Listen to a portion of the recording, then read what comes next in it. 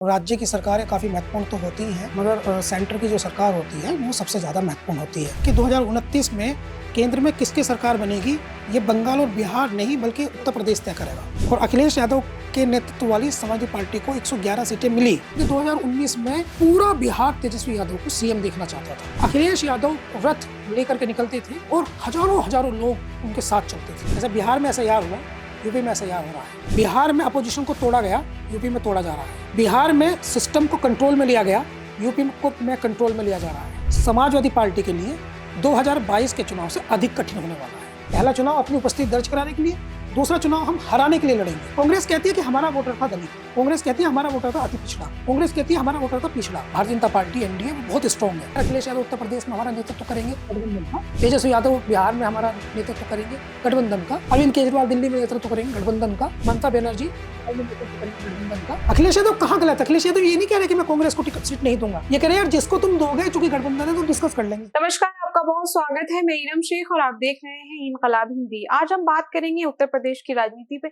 इन दिनों उत्तर प्रदेश की राजनीति में जिस तरीके की माहौल और जिस तरीके का हवा बदल रहा है, तो क्या आने वाले सालों में उत्तर प्रदेश के अगले मुख्यमंत्री बन सकते हैं अखिलेश यादव? इसकी कितनी संभावनाएं हैं भी या नहीं? इसी पर हमारे साथ खास बातचीत के लिए इनकलाब हिंदी के मैनेजिंग एडिटर रास मोहम्मद कैफ मौजूद है। सर, आपका बहुत स्वागत है। बहुत धन्यवाद इरम। सर, मेरा पहला सवाल आपसे, समाजवादी पार्टी की अगर हम दो पिछली मुख्य चुनाव के परफॉर्मेंस की बात की जाए तो 2022 के विधानसभा चुनाव और 2024 का लोकसभा चुनाव। 2022 के चुनाव में मुख्य विपक्षी दल रही, हालांकि जीत नहीं पाई। 2024 की बात की जाए तो सबसे बड़ी पार्टी बनी, 37 इसके एमपीज जीत के गए पार्लियामेंट में। तो क्या अभी 27 में चुनाव है, तो क्या समाजवादी पार्टी 22 का विधानसभा चुनाव या 24 के लोकसभा चुनाव से मिलता जुलता कुछ परिणाम आएंगे? आपको क्या लगता है, कितनी पॉसिबिलिटी है? ये काफ़ी महत्वपूर्ण सवाल है, क्योंकि मैं समझता हूँ कि राज्य की सरकारें काफ़ी महत्वपूर्ण तो होती हैं, मगर सेंटर की जो सरकार होती है, वो सबसे ज़्यादा महत्वपूर्ण होती है। तो सेंटर की सरकारें जो हैं, वो बड़े राज्यों में बदली गई सरकारें तय करती हैं। तो ये बहुत इंपॉर्टेंट सवाल है। अभी आप अगले कुछ दिनों में आप देखेंगे टीवी पर या बहस में, तमाम प्लेटफॉर्म पर, अगर कोई सबसे ज़्यादा फोकस्ड स्टेट रहेगा तो वो पश्चिम बंगाल रहेगा। यूपी की बात ही नहीं होगी। जबकि सबसे ज़्यादा महत्वपूर्ण ये है कि 2029 में केंद्र में किसकी सरकार बनेगी, ये बंगाल और बिहार नहीं बल्कि उत्तर प्रदेश तय करेगा। अभी उनके 240 लोकसभा सीट जीत करके आई समाजवादी पार्टी, भारतीय जनता पार्टी की, जो अकेले दम पर बहुमत उनको नहीं मिला। तो ये रोकने का भी वजह यही है कि उत्तर प्रदेश में समाजवादी पार्टी की 37 सीटें आई थी। तो इस दृष्टिकोण से अगर हम देखें तो टेक्निकली और पॉलिटिकली दोनों विश्लेषण हम करें तो ये पता चलता है कि 2029 में केंद्र में किसकी सरकार बनेगी, ये यूपी तय करेगा। सिंपल। तो इसलिए अगर आप देखें कि टीवी डिबेट्स में या कहीं बहस वगैरह कोई बातचीत होती है, तो वो बातचीत होगी बंगाल पर, बिहार पर, यूपी पे नहीं होगी, जबकि बात होनी चाहिए यूपी पर। तो अभी पॉलिटिकल जो बातचीत का केंद्र है वो बंगाल है, या पॉलिटिकल बातचीत का केंद्र जो है वो बिहार है। पॉलिटिकल बातचीत का केंद्र जो है यूपी नहीं है। हाल ही का जो अपोजिशन है वो उत्तर प्रदेश में, जैसे आपने प्रश्न किया है, आपके प्रश्न में बहुत अधिक डेप्थनेस है, बहुत गहराई है।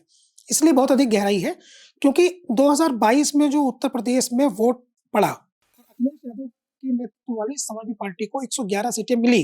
वो मोमेंटम 2019 के बिहार के चुनाव का मोमेंटम, 2024 के बिहार के चुनाव का मोमेंटम, 2027 के उत्तर प्रदेश के चुनाव का मोमेंटम में आपस में बहुत सारी सिमिलरिटीज हैं।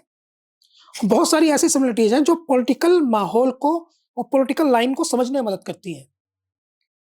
ये एक पैटर्न होता है चुनावों का कि जो 2019 में बिहार का पैटर्न था, 2022 में वो पैटर्न उत्तर प्रदेश में एप्लीकेट हुआ, और जो नतीजा 2019 के चुनाव में बिहार में आया था, सेम वो नतीजा 2022 के चुनाव में उत्तर प्रदेश में आया। अगर हम उसको एज ए जर्नलिस्ट हम होकाई से देखें, होकाई से जब हम देखते हैं तो हमें पता चलता है कि 2019 में पूरा बिहार तेजस्वी यादव को सीएम देखना चाहता था, और तेजस्वी यादव की सभाओं में लाखों लोग जुटते थे। और जब हम इसकी तुलना करें 2022 के चुनाव में, तो हमें याद होगा उत्तर प्रदेश के चुनाव में, हमें याद होगा कि तब अखिलेश यादव रथ लेकर के निकलते थे और हजारों हजारों लोग उनके साथ चलते थे, हजारों हजारों, इतनी भीड़ उनके रैलियों में, रोड शो में आ रही थी कि ऐसा लगता था कि ये 2022 निश्चित तौर पर उत्तर प्रदेश जीत जाएंगे। जैसे सबसे सबसे बड़ी पार्टी बनी जरूर आरजेडी बिहार में, मगर जीते नहीं। यहां इनको वोट प्रतिशत अच्छा मिला, मगर सीटें 111 आई। वो एक कैलकुलेशन है, एक गणित है। तो यहां ये जीते नहीं। तो 2024 में भारतीय जनता पार्टी ने जो वर्क किया, 2024 में उन्होंने बिहार में 2019 को सामने रख करके वर्क किया। तो आप देखेंगे कि उनकी परफॉर्मेंस 2019 से 2024 में वे सारी परिस्थितियां जो बिहार में पैदा हुई, वे बहुत डाउन चली गई। 25-26 सीटों पर आरजेडी आ गई। इन द कंपेरिजन हम यूपी की बात करें तो बहुत अधिक संभावना है कि जो बिहार से सीखा, बिहार में ऐसा हुआ, यूपी में ऐसा हुआ है। बिहार में अपोजिशन को तोड़ा गया, यूपी में तोड़ा जा रहा है। बिहार में सिस्टम को कंट्रोल में लिया गया, यूपी में कंट्रोल में लिया जा रहा है। बिहार में अपोजिशन के लोगों को डीमोटिवेट किया गया विभिन्न तरीकों से, यहां डीमोटिवेट किया जा रहा है। बिहार में अपोजिशन के मजबूत लोगों को कमजोर किया गया आर्थिक तौर पर, और उनमें से कई को जेल भेजा गया। उत्तर प्रदेश में ये उससे भी अधिक हुआ। तो क्या बिहार का जो नतीजा है वो उत्तर प्रदेश के नतीजे जैसा रहने वाला है? तो प्रश्न ये है जो आपने कंपैरिजन किया कि वो 22 का चुनाव कैसा होगा, 24 के चुनाव के आधार पर होगा या 22 के चुनाव के आधार पर होगा। एक बात। दूसरी और बहुत महत्वपूर्ण बात, बिहार का जो 2019 का चुनाव था वो उत्तर प्रदेश का 2022 का चुनाव था। आप रिसर्च कीजिए एज ए जर्नलिस्ट, और जो पॉलिटिकल एनालिस्ट हैं वो इस पर अगर इस दृष्टिकोण को समझते हैं, गहराई से जाते हैं, अध्ययन करते हैं। बिहार क्यों हारा 2019? इसलिए हारा क्योंकि उनके पास जोश था, मैनेजमेंट नहीं था, विधानसभा सीट का कैलकुलेशन मैच नहीं कर रहा था। इसलिए तब वो 30 से 40 सीटें वो 5,000 से 10,000 के बीच हार गई। 2022 का जो उत्तर प्रदेश का चुनाव था उसमें लगभग 70 से 80 सीटें वो नजदीकी अंतर से समाजवादी पार्टी हार गई। वो जो नजदीक का अंतर है वो क्यों हुआ? सिस्टम ने किया, एडमिनिस्ट्रेशन का सपोर्ट था, या लोकल कार्यकर्ताओं ने इस तरह से मैनेज किया, या 1 या 2% कैसे प्रभावित हो गया? लेकिन इन द कंपैरिजन हम समझे तो 2019 का चुनाव जन भावना जिस प्रकार के बिहार में थी वैसा परिणाम नहीं दिखाई दिया। 2022 में उत्तर प्रदेश में जैसा परिणाम दिख रहा था वैसा परिणाम नहीं दिखाई दिया। 111 सीटें उसमें आई थी जिस प्रकार से भीड़ दिखती थी। अब आगे बढ़ते हैं। 2024 में जो 2025 में 2024 का लोकसभा, 2025 में जो बिहार का चुनाव हुआ, जो 2020 वाला था, मैं उसको 2019 गलत बोल रहा हूं, तो उसकी तुलना में 2025 का जो बिहार वाला चुनाव है उसमें ये स्पष्ट दिखता है कि वहां से सीखा पोजीशन ने, यानी एनडीए ने वहां से सीखा। और कैसे सीखा उन्होंने? कि उन्होंने कई सारे टैक्टिक लगाए, कई सारे हुक लगाए कि कैसे तेजस्वी की सरकार जो है वो ना बन पाए। तो उनको 2020 से अधिक कामयाबी मिली क्योंकि उन्होंने बहुत सारी फील्ड में काम किया। अब डिट्टो उन्हीं फील्ड पे काम हो रहा है यूपी में। तो एक मैं स्पष्ट कर दूं, वे लोग जो ये प्रचार करते हैं कि 2022 में अखिलेश यादव मुख्यमंत्री बनते बनते रह गए, और वे लोग जो ये प्रचार करते हैं कि 2027 में वो इसलिए जीत जाएंगे क्योंकि 2022 में बहुत सारे लोग ऐसे थे जो उनको जीता हुआ मान रहे थे और वो नहीं जीत पाए, तो इस बार तो जीत ही जाएंगे। तो वे सब लोग दिन में सपना दिख रहे हैं। 2027 का चुनाव समाजवादी पार्टी के लिए 2022 के चुनाव से अधिक कठिन होने वाला है। और 2027 का जो चुनाव है उसका जो पैटर्न है वो बिहार चुनाव का पैटर्न होगा, ना कि जो आप कह रहे हैं कि 2022 का उत्तर प्रदेश का विधानसभा चुनाव का पैटर्न या 2024 के लोकसभा चुनाव का उत्तर प्रदेश का पैटर्न, जहां 37 सीटें मिली। आपका सवाल यह है, आपका सवाल यह है कि 2027 के चुनाव का पैटर्न क्या होगा? वो पैटर्न 2022 के विधानसभा चुनाव का पैटर्न होगा या वो 2024 के लोकसभा चुनाव का पैटर्न होगा?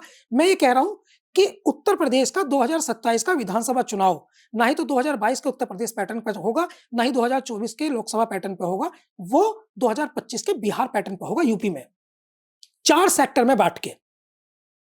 उत्तर प्रदेश में अक्सर ये बातचीत होती है कि उत्तर प्रदेश को 4 राज्यों में बांट दिया जाए, मिनी राज्यों में, मिनी स्टेट में, जिनमें से एक का नाम आता है बुंदेलखंड, एक है पूर्वांचल, एक है अवध, एक है पश्चिमांचल। तो पेपर पे भले ही ये चारों स्टेट ना बटे, लेकिन टेक्निकली राजनीतिक तौर पर ये बांटे जाते हैं सारे। जैसे पश्चिम उत्तर प्रदेश का अलग अध्यक्ष बनाती है भारतीय जनता पार्टी बनाती है, कांग्रेस भी बनाती है।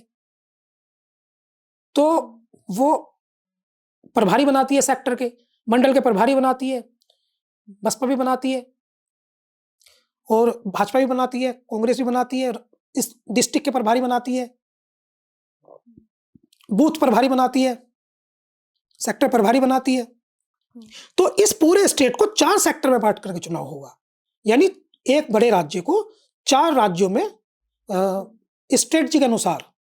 इसका ये मतलब नहीं कि अलग राज्य बन जाएगा, इसका मतलब है पॉलिटिकल काम बांट दिया जाएगा। भारतीय जनता पार्टी जिस प्रकार से चुनाव लड़ेगी या जो पैटर्न होगा, या दूसरी राजनीतिक पार्टियां जिस प्रकार से चुनाव लड़ेगी, ये पैटर्न बिल्कुल 22 का नहीं होगा, ये पैटर्न बिल्कुल 24 का नहीं होगा, ना लोकसभा चुनाव का, ना विधानसभा चुनाव का। 2027 में उत्तर प्रदेश में जो चुनाव होगा उसका पैटर्न होगा बिहार। जी। और इस बात को मुझे लगता है कि अपोजिशन यानी पॉलिटिकल पार्टीज जो हैं, जो अपोजिशन की पॉलिटिकल पार्टीज हैं, जैसे मुख्य पार्टी समाजवादी पार्टी है, हो सकता है वो समझ रही हो, लेकिन अगर वो समझ रही है तो उनकी कोई एप्लीकेशन, उनका कोई अमलीजामा, उनकी कोई स्ट्रेटजी, उनकी कोई प्लानिंग ग्राउंड पे दिख नहीं रही है। सर, मेरा अगला सवाल, पिछले दिनों हमने देखा कि कांग्रेस के सांसद इमरान मसूद के घर पे कांग्रेस की मीटिंग हुई, जिसमें कांग्रेस के कुछ बड़े लीडर्स भी शामिल थे, सुप्रिया श्रीनेट जैसे। तो क्या कांग्रेस उत्तर प्रदेश में अकेले चुनाव लड़ने की कुछ प्लानिंग कर रही है, स्ट्रैटेजी बना रही है, या कुछ एक मुस्लिम लीडर्स की तलाश कर रही है, स्पेशली उत्तर प्रदेश जैसे राज्य के लिए? देखिए इरम, ये पिछले समय से 2 राजनीतिक ऐसी बातचीत हुई है। एक तो ये बैठक जिसकी आपने चर्चा की, और दूसरा अखिलेश यादव का एक टीवी चैनल को दिया गया बयान। उसकी चर्चा हो सकता है कि आप बाद में करें, लेकिन इसकी चर्चा हम प्रारंभ में करते हैं। ये कांग्रेस पार्टी के एक सहारनपुर के सांसद है इमरान मसूद, उनके निवास पे कांग्रेस के तमाम नेता जुटे थे, और जो नेता जुटे थे वे सब उत्तर प्रदेश की राजनीति करते हैं। उनमें प्रदीप निर्वाल थे, सुप्रिया श्रीनेत थे, अविनाश पांडे थे, उसमें नसीमुद्दीन सिद्दीकी थे। तो ज्यादातर वे नेता थे जो उत्तर प्रदेश की पॉलिटिक्स करते हैं। प्रमोद तिवारी नहीं थे, लेकिन उनकी बेटी थी आराधना मिश्रा मोना, जो काफी उत्तर प्रदेश में एक अच्छी नेताओं में उनकी आइडेंटिटी है। और आराधना मिश्रा मोना, ये वो संभावना पर चर्चा हो रही थी कि हम लोग उत्तर प्रदेश में कैसे स्ट्रांग हो। जिस राजनीतिक पार्टी, 2 चीजें हैं इस समय देश में। एक तो यह है कि एक राजनीतिक पार्टी को खुद से खड़ा होना है, अपने आप को स्ट्रांग करना है, और दूसरा यह है भाजपा को हराना है, अपोजिशन को। 2 चीजें हैं उनको पहले। अब वो अपने दम पे हराने की स्थिति में है या नहीं है, पहला प्रश्न तो यह है। दूसरा प्रश्न यह है कि अगर वो अपने दम पर हराने की स्थिति में नहीं है, तो पॉलिटिकल पार्टीज में एक थ्योरी चलती है, आपको मैं बता दूं। यह थ्योरी सबसे ज्यादा लोकप्रिय हुई उत्तर प्रदेश में काशीराम, बड़ा सम्मान से उनका नाम लेते हैं, मान्यवर काशीराम। तो काशीराम जो है इस थ्योरी को लाए कि पहला चुनाव हम हराने के लिए लड़ेंगे, पहला चुनाव अपनी उपस्थिति दर्ज कराने के लिए, दूसरा चुनाव हम हराने के लिए लड़ेंगे, तीसरा चुनाव हम जीतेंगे। यानी अपनी प्रेजेंटेशन दिखाना। ताकत कैसे बनेगी? तो अनफॉर्चुनेट स्थिति में आ गई है कि उसके कुछ नेता जो हैं वो ये समझाते हैं अपने दल के बड़े नेताओं को कि अगर ये क्षेत्रीय दल ये हारेंगे नहीं तो फिर जनता हमारी तरफ आएगी नहीं, जो कि एक खराब थ्योरी है। ये कैसे समझाते हैं? जैसे उत्तर प्रदेश की हम बात करें, मैं लंबी इस पर चर्चा नहीं करना चाहता, लेकिन बस मैं आपको पॉइंट बताता हूं। कांग्रेस कहती है कि हमारा वोटर था दलित, कांग्रेस कहती है हमारा वोटर था अति पिछड़ा, कांग्रेस कहती है हमारा वोटर था पिछड़ा, कांग्रेस कहती है हमारा वोटर था अल्पसंख्यक। उत्तर प्रदेश में बात कर रहा हूं, अभी बिहार नहीं, हालांकि सेम स्टोरी है, लेकिन सिर्फ उत्तर प्रदेश की बात कर रहा हूं। लेकिन हमारा अति पिछड़ा और हमारा दलित चला गया बसपा को, यानी काशीराम अपने साथ ले आए थे। अब वो स्थिति थोड़ी बदल गई है, क्योंकि बसपा हालांकि उनके पास भी अभी उनका फिक्स वोट बैंक है, लेकिन बहुत सारे लोग इधर उधर चले गए। हमारा माइनॉरिटी और पिछड़ा चला गया समाजवादी पार्टी को, यानी मुलायम सिंह यादव को। तो कांग्रेस को लगता है ये हमारा वोट था, इनके पास चला गया। तो कांग्रेस को क्यों लगता है उनका वोट था? तो वोटर की मर्जी ना, वो किसके साथ जाए। तो फिर भी कांग्रेस को लगता है कि ये वोटर हमारे पास वापस कैसे आए। तो कांग्रेस को लगता है कि जब भारतीय जनता पार्टी से लड़ने में समाजवादी पार्टी और बहुजन समाज पार्टी सक्षम नहीं मानी जाएगी, और ये मैसेज चला जाएगा कि सांप्रदायिक ताकतों से लड़ने वाली एक ही राजनीतिक पार्टी है, उसका नाम है कांग्रेस, तो ये वोटर तुम्हारे पास आ जाएगा। इसलिए सेकुलर पार्टियों का हारना, चाहे जैसे बिहार में हार गई या कहीं हार गई, वो कांग्रेस को दुख नहीं देता। कांग्रेस को उसमें फ्यूचर दिखता है। कांग्रेस को ऐसा लगता है कि जब लोगों का मन इनसे विमुख हो जाएगा तो वे तुम्हारी तरफ आ जाएंगे। ये कांग्रेस मेंटेलिटी है। लेकिन अगर इस मेंटेलिटी को जनता ने समझ लिया, पढ़ लिया, अगर इस मेंटेलिटी को जनता ने, क्योंकि अपोजिशन कब सर्वाइव करता है, पॉलिटिकल पार्टीज में अपोजिशन कब सर्वाइव करता है, जब सर्वाइव करता है जब एंटी इनकम्बेंसी हो, वो सरकार बदलना चाहे, और जैसे ही उसको यह आभास होता है जनता को कि सरकार बदलने में सबसे बड़ा रोड़ा यह राजनीतिक पार्टी है, तो उसका दुश्मन हो जाता है। तो अगर बाई चांस, ये रिस्की बहुत है, बाई चांस वोटर के मन में यह बात आ गई कि कांग्रेस सरकार बदलने में डायरेक्ट या इनडायरेक्ट भारतीय जनता पार्टी का समर्थन कर रही है, तो जो 2-4-5% कांग्रेस को पसंद भी करता है अपोजिशन वाला वोटर, वो भी इनसे कट जाएगा, तब इनकी बुरी गत हो जाएगी। क्योंकि अपोजिशन का जो वोटर है वो ये चाहता है कि सरकार से असंतुष्ट वोटर एकजुट रहे, और जब उसे ऐसा लगेगा कि ये बाधाएं पहुंचा रही है कांग्रेस पार्टी, ये खुद को स्टैंड करने के लिए जो भारतीय जनता पार्टी से लड़ रही है उन क्षेत्रीय दलों को नुकसान पहुंचा रही है, तो वो कांग्रेस से विमुख हो जाएगा। तो ये सेल्फ गोल हो जाएगा, और भयंकर सेल्फ गोल हो जाएगा। भारतीय जनता पार्टी से ज्यादा वो वोटर जो माइनॉरिटी है, अति पिछड़ा है और दलित है, वो कांग्रेस को खा जाने वाली नजरों से घूरेगा। तो सर आप ये कह रहे हैं कि रीजनल पार्टी का कांग्रेस के साथ गठबंधन करना उनको सबसे ज्यादा नुकसान पहुंचा रही है, रीजनल पार्टी को? कई जगह ऐसा कर रही है कांग्रेस, जैसे हमने बिहार में देखा। मैं कह रहा हूं कि ये जो तालमेल है, मेरी आपकी मित्रता है, उदाहरण दे रहा हूं मैं, तो बराबर की मित्रता होगी ना, मेरा आपका सहयोग है तो परस्पर सहयोग होगा। जब कांग्रेस और रीजनल पार्टी आपस में तालमेल कर रहे हैं, तो सेंटर में जब सरकार की लड़ाई होती है, लोकसभा के चुनाव होते हैं, तो रीजनल पार्टी जो है वो उससे कांग्रेस मजबूत होती है, क्योंकि सेंटर में जो दूसरा अपोजिशन है भारतीय जनता पार्टी एनडीए, वो बहुत स्ट्रांग है। तो वहां कांग्रेस को लगता है कि मुझे लड़ना है तो मुझे इनका साथ चाहिए। और जब रीजनल क्षेत्रों में, क्योंकि रीजनल सरकार अलग है, सेंट्रल सरकार अलग है, सामान्य बात है ना, और रीजनल सरकार बनाने के लिए कांग्रेस वहां मदद नहीं करना चाहती। तो जब आप रीजनल सरकार बनाने में, कांग्रेस की वहां भी महत्वाकांक्षा है कि वो सरकार में शामिल हो, और सेंटर में महत्वाकांक्षा है कि वो भी सरकार में शामिल हो, तो कुर्बानी कहीं तो देनी पड़ेगी। या तो कांग्रेस को ये समझना पड़ेगा कि रीजनल दखल ना दे, उनको भी तो किसी ना किसी को सीएम चुनना, कि चलो ठीक है यार, हमारा नेतृत्व करेंगे गठबंधन का, तेजस्वी यादव बिहार में हमारा नेतृत्व करेंगे गठबंधन का, अरविंद केजरीवाल दिल्ली में नेतृत्व करेंगे गठबंधन का, या ममता बनर्जी बंगाल में नेतृत्व करेंगे गठबंधन का। लेकिन वो ऐसा करती नहीं, उनके साथ कन्फ्लिक्ट हुआ केजरीवाल के साथ, हरियाणा में देख लो, दिल्ली में देख लो। दिल्ली में कांग्रेसियों ने मिठाइयां बांटी, जश्न मनाया, केजरीवाल हार गए, भयंकर डिजास्टर था ये। आपने अपने पैर पर कुल्हाड़ी मारी, 2029 में लोकसभा का चुनाव आएगा, आपको इसका नुकसान होना पड़ेगा। हुआ। अभी आपने बिहार में ये टिकटॉक की लड़ाई में तेजस्वी को डिस्टर्ब करने की कोशिश की, तो उसका नुकसान होगा। आप मेरे साथ कुछ बुरा करती हैं, मैं कितना महान व्यक्ति हूं, मैं कितने समय तक याद रख पाऊंगा? दिल में तो जगह रह जाएगी ना। तो तेजस्वी यादव के दिल में जगह बन गई।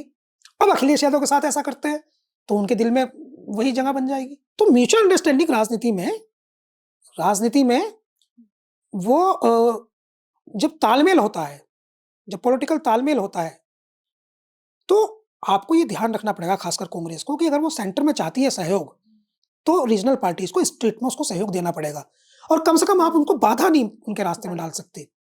ये जो एनर्जी वेस्ट होती है ना, बता रहा हूं मैं आपको, बिहार में 15 दिन तक कभी फ्रेंडली फाइट होगी, कभी कांग्रेस ने ये सीट मांग ली, उलझ, यानी जो समय आपका अपोजिशन से लड़ने का होता है, उस समय आप आपस में लड़ने में गुजार देते हैं।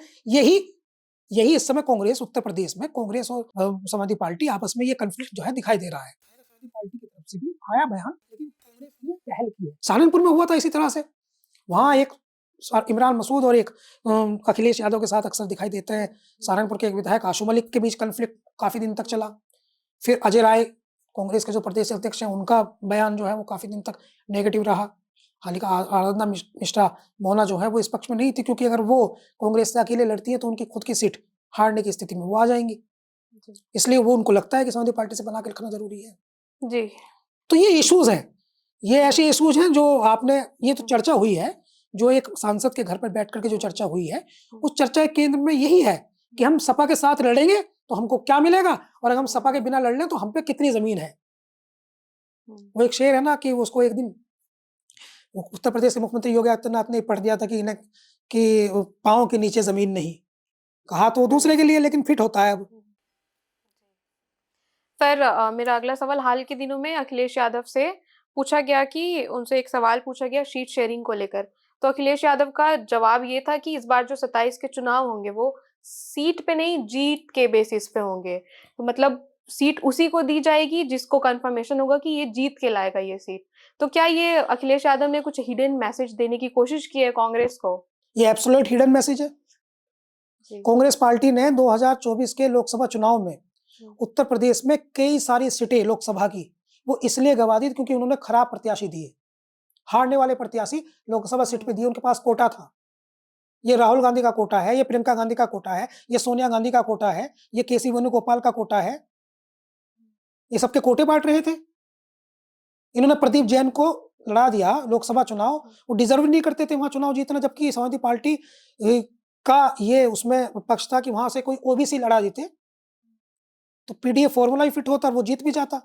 एक सीट की बात नहीं है, उत्तर प्रदेश में कांग्रेस पार्टी ने अपने 8 जगह ऐसे प्रत्याशी लड़ा दिए जहां वो कोरम पूरा करने के लिए, ये तो नसीब अच्छा है, सीतापुर के एक प्रत्याशी हैं राकेश राठौर, पहले विधायक रहे। वो समाजवादी पार्टी के अलावा लहर थी, समाजवादी पार्टी के अलावा किसी और दल से लड़ते तो 200% जो है वो समर्थन के अलावा लड़ते तो 200% हार जाते, वो 50-60 हजार वोट पाते। लेकिन समाजवादी पार्टी के सहयोग से लड़े, गठबंधन में तो चुनाव जीत गए, सांसद बन गए। अमरोहा से इन्होंने कुंवर दानिश अली को लड़ाया, जबरदस्ती लड़ाया, एंटी इनकम्बेंसी थी, जीत के कहीं से दावेदार नहीं थे, वो जीत ही नहीं सकते थे चुनाव। वो जिस गली में जिस गलियारे में वो जाते थे कुंवर दानिश अली, वहां उनका विरोध था। मैं खुद रिपोर्टिंग करने गया था तो मैंने देखा तो एक कांग्रेस के एक राज्यसभा सांसद हैं, वो उनके बिना वहां जाने की हिम्मत नहीं जुटा पा रहे थे, इतना विरोध था। वो साथ लेके गए उनके तभी जा पाए। तो वो इसलिए अमरोहा उनको हारना ही था, एंटी इनकम्बेंसी बहुत थी। इसके बावजूद भी समाजवादी पार्टी के एक विधायक ने मंच से खड़े होकर कहा वो 80,000 से जीते महबूब अली। तो अखिलेश यादव राहुल गांधी मंच पर थे, उन्होंने कहा मैं 80 से जीता, इतने से जिता के भेजूंगा। तो अखिलेश यादव ने बीच में कहा 1 लाख से जिता के भेजना, उतने से जीते वो उस विधानसभा से अमरोहा से। तो इन्होंने तो हारने वाले टिकट बांटे, इन्होंने कोरम पूरा किया, कोटा पूरा किया, इस नेता का कोटा, उस नेता का कोटा। तो अखिलेश यादव अगर ये कह रहे हैं कि हम जीतने वाली सीट पर ही चाहते हैं, तो वो ये नहीं कह रहे कि हम कांग्रेस से गठबंधन नहीं करेंगे, लेकिन टेबल टॉक होगी, रिसर्च जो आई है वो आ जाएगी, जो विभिन्न विधानसभा क्षेत्रों से रिपोर्ट्स आई है वो रखी जाएगी, कोटा रखा जाएगा, जाति का कोटा रखा जाएगा, सीटों की संख्या रखी जाएगी, बूथों से किस बूथ के नेता से। अब एक नेता है वो कहीं से चुनाव लड़ रहा है, उसके बूथ पर उसको 5 वोट मिले हैं, आप लोकसभा का विधानसभा का टिकट उसको देना चाहते हैं, क्यों देंगे? 2022 में कांग्रेस पार्टी ने अकेले चुनाव लड़ा था। मीरापुर विधानसभा से पूर्व विधायक लड़ाया 2000 वोट, सरदना विधानसभा से पूर्व विधायक का बेटा लड़ाया 700 वोट, कहीं 1000 वोट, कहीं 2000 वोट। 100 सीटों से भी ऐसी थी जहां 5000 से कम वोट मिली। ग्राउंड क्या है आपकी? कार्यकर्ता कहाँ हैं आपके? कैसे आप लोग जो है मैनेज करोगे? तो बहुत सारे इश्यूज है। तो अगर अखिलेश यादव ये कह रहे हैं कि हम जीतने वाली सीटों पर टिकट देंगे, तो कुछ हद तक जो है वो अखिलेश यादव का हिडन मैसेज है कांग्रेस के लिए, क्योंकि हार गए ना सीटें। आपने कोरम, आप सीट कैसे लेते हैं? आपको पता सीट कैसे लेते हैं? सीटों का जो गणित है गठबंधन का, मैं बता देता हूँ, दर्शक भी जान लेंगे। सीटों का जब बंटवारा होता है, ये होता है बिजनौर, मुजफ्फरनगर, सहारनपुर, बागपत, ये हमारी प्रत्याशी थोड़ी तय होते हैं। ये तो नया पैटर्न 2022 में अखिलेश यादव ने शुरू किया। आरएलडी के टिकट पर उनके प्रत्याशी, वो एक पैटर्न, एक तरीका था। तो प्रत्याशी थोड़ी तय होते हैं, ये सीट लेते हैं। अखिलेश यादव कहाँ गलत? अखिलेश यादव ये नहीं कह रहे कि मैं कांग्रेस को सीट नहीं दूंगा, ये कह रहे हैं यार जिसको तुम दोगे, चूंकि गठबंधन है तो डिस्कस कर लेंगे, जिसको तुम दोगे तो हम डिस्कस कर लेंगे, जीतने योग्य है नहीं, इसमें क्या गलत बात है? अभी क्या है कि वो सिंबल लेकर चले जाते हैं, हम उनकी मर्जी किसी को दे दें।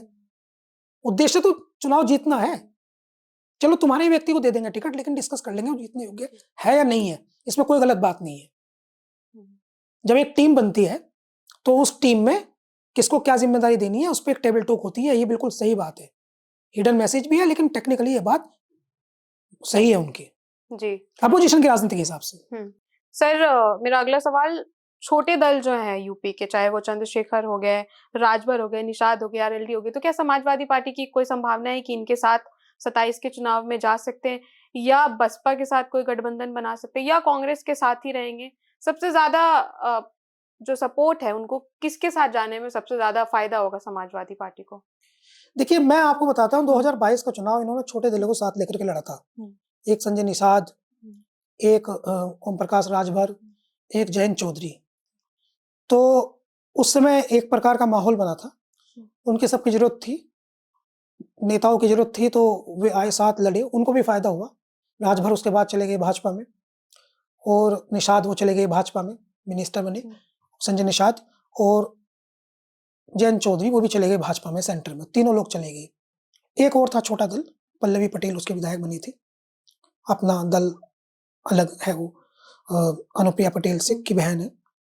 तो ये सब लोग छोड़ के चले गए और सबके लिए कुछ ना कुछ अखिलेश यादव ने अच्छा किया। और जब गठबंधन होता है तो दूसरी राजनीतिक पार्टी मदद करती है, तो उनका भी सहयोग रहा, इनका भी सहयोग रहा, लेकिन सब लोग छोड़ के चले गए, तो इस बात से तकलीफ पहुंची अखिलेश यादव को, पहुंचती है। अखिलेश यादव बेसिकली एक भावुक व्यक्ति है, और जब कोई व्यक्ति इमोशनल होता है, उसका इमोशंस हाई होते हैं, तो उनको जब धोखा मिलता है तो उनको तकलीफ होती है।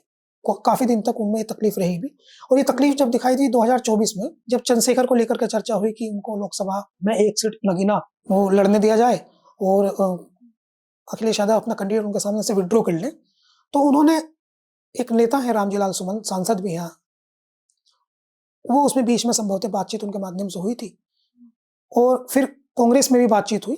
तो उस समय अखिलेश यादव ने कहा कि मुझे चंद्रशेखर से कोई गिला नहीं, कोई नाराजगी नहीं, लेकिन हाल के दिनों में जयंत चौधरी या राजभर या किसी दूसरे ने, नाम नहीं लिया किसी का, कह रहे कि मेरे हाल के दिनों जो मेरे साथ हुआ है उससे मुझे किसी पर विश्वास करने में कठिनाई हो रही है। तो एक थ्योरी तो ये है। हालांकि राजनीति है, किसी से वो ये भी कहते रहते हैं, और हम लोग भी कहते हैं, सब लोग कहते हैं कि राजनीति में कोई किसी का स्थायी दुश्मन नहीं होता, कोई किसी का स्थायी दोस्त नहीं होता, तो कोई भी कभी भी साथ आ सकता है। लेकिन मैं समझ रहा हूं कि इसमें जयंत चौधरी की संभावना है, राजभर की भी संभावना हो सकती है। पुराने शब्द सब गौण हो जाते हैं जब आदमी आकर के कहता है कि भाई मैं पुरानी चीजें जो मैंने की हुई राजनीतिक थी।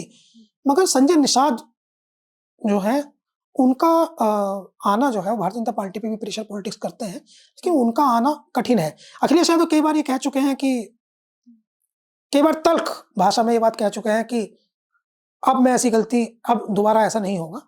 तो इस दृष्टिकोण से देखें तो इस बात की संभावना कम है कि ये लोग आए, लेकिन फिर भी राजनीति में नहीं, कुछ भी नहीं मतलब कहा जा सकता कि क्या संभावना जीवन में हो सकती है। तो संभावना हमेशा जिंदा रहती है।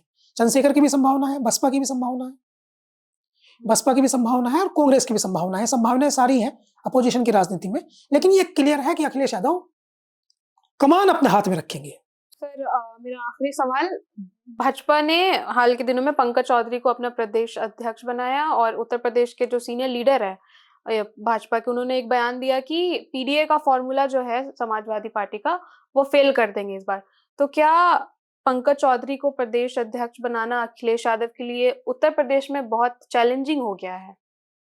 देखिए, ये संगठन का पद है प्रदेश अध्यक्ष जी। और इसके साथ साथ आप ये भी बात करें कि कार्यकारी राष्ट्रीय अध्यक्ष बनाया गया नितिन नवीन को। नितिन नवीन जो है 5 बार के विधायक है, 5 से 6 बार के सांसद है। तो ये भी इत्तेफाक है कि बड़ा नेता जो है वो प्रदेश अध्यक्ष बन रहा है, और उससे छोटा नेता राष्ट्रीय अध्यक्ष बन रहा है, ये भाजपा में ही हो सकता है।